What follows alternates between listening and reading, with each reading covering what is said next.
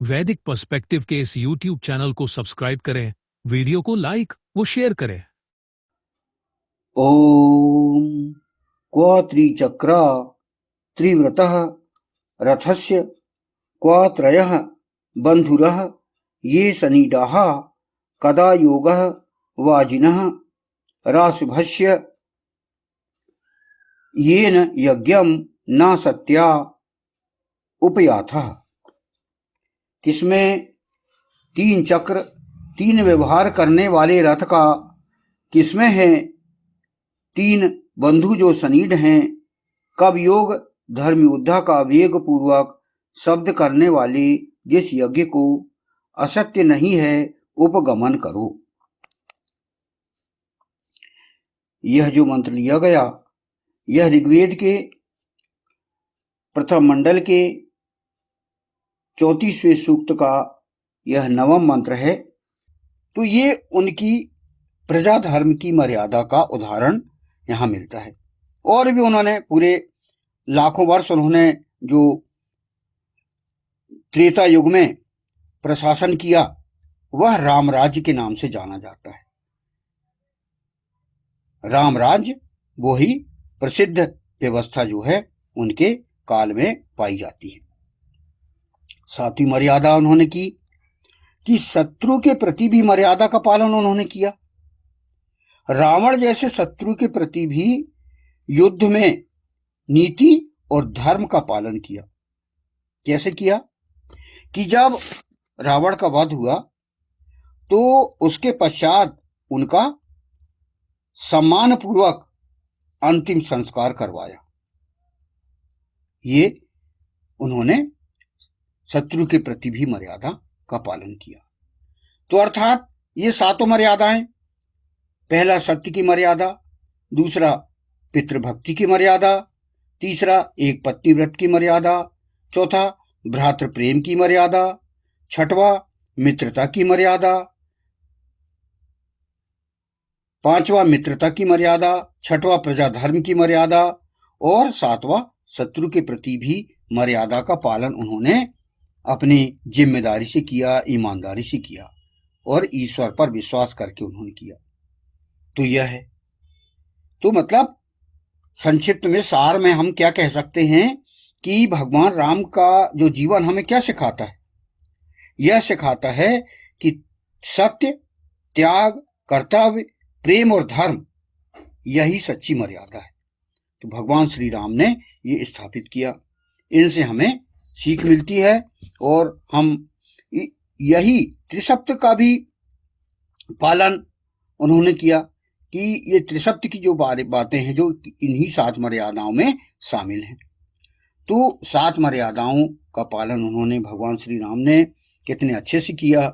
हम श्री रामचरितमानस जो तुलसीदास जी ने लिखा है, फिर रामायण वाल्मीकि ने लिखा है और अन्य विभिन्न भाषाओं में जो ऋषियों ने भगवान श्री राम की जीवन का वर्णन किया है उनको हम पढ़ सकते हैं, देख सकते हैं, सुन सकते हैं, उनका हम ज्ञान प्राप्त कर सकते हैं।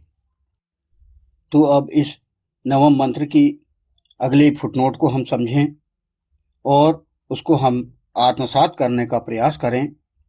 अगला फुटनोट कहा गया है, कब योग धर्म योद्धा का वेग पूर्वक शब्द करने वाले जिस यज्ञ को। यहां पर मंत्रांश है, कदा योगः वाजिनः राशभस्य येन यज्ञम।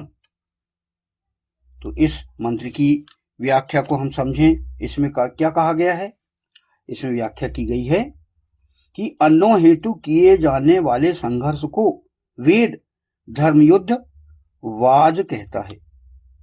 यानी यहां पर ये जो शब्द आया है कि धर्मयुद्ध क्या होता है, धर्मयुद्ध यहां पर वैदिक संस्कृत में कहा गया वाज। वाज अर्थात धर्मयुद्ध, और वो अन्नों के लिए किए जाने वाला संघर्ष। इस हेतु जमकर सामूहिक प्रयास करने की आवश्यकता है। तथा वेग पूर्वक शब्दों के माध्यम से इस श्रेष्ठ कर्म अर्थात यज्ञ कर्म यज्ञ को भली भांति संपादित करने की आवश्यकता है। यहां पर शब्द आया है वेग पूर्वक, तेज गति से। तेज गति से हम जल्दी से हम शब्दों के माध्यम से इस श्रेष्ठ कर्म को भली भांति संपादित करें। कौन सा? अन्नों के लिए धर्म युद्ध। अन्नों के लिए अर्थात हम जो हमारे कृषक हैं जो कि अन्नों का उत्पादन करते हैं, अन्न हैं, फल हैं और अन्य जो कृषि क्षेत्र में जो भी कार्य किए जाते हैं उसको ईश्वर ने, ईशान परम परमात्मा ने धर्म युद्ध कहा है। उसको हम तेज गति से संघर्ष करते हुए हम वो पालन करें और इसे यज्ञ कहा है ईश्वर ने। हमारी जो अनिवार्य आवश्यकता है हमारे शरीर के लिए, प्रथम आवश्यकता है हमारे ऑक्सीजन अर्थात प्राणवायु, दूसरा है जल अर्थात पानी और तीसरा है अन्न। हमारे शरीर को हृष्ट पुष्ट करने के लिए अन्न की आवश्यकता है। तो उसके लिए ईश्वर ने यहाँ पर वाज शब्द का प्रयोग किया है। वाज अर्थात धर्मयुद्ध, और उसे अपनी जो तेज गति से उसे संपन्न किया जाए और उसे हम पूरी तरह से सफलतापूर्वक चलाएं। इसमें आगे कहा गया है योग के माध्यम से व्यक्ति अपने शरीरों को स्वस्थ निरोग बनाते हुए अपना आंतरिक निर्माण करते हुए अन्नों की प्राप्ति के लिए धर्मयुद्ध करने वाला बने। व्यक्ति योग के माध्यम से करे और शरीर को स्वस्थ निरोग और आंतरिक निर्माण करते हुए अन्नों की प्राप्ति के लिए धर्मयुद्ध करने वाला बने।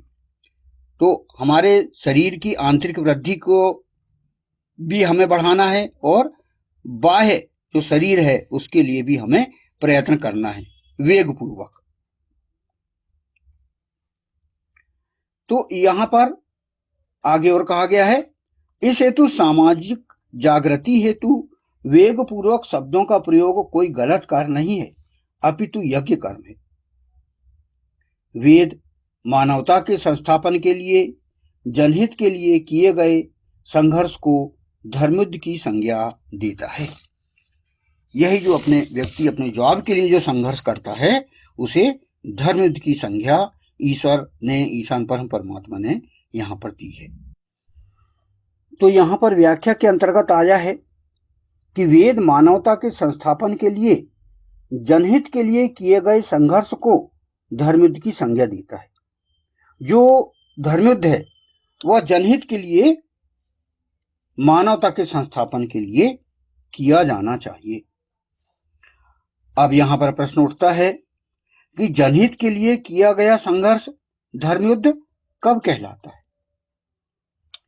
कि व्यक्ति जनता के हित के लिए जो संघर्ष करता है उसे ईश्वर ने धर्मयुद्ध कहा है। तो ये धर्मयुद्ध कब है? यानी पहले हम समझे कि धर्मयुद्ध है क्या।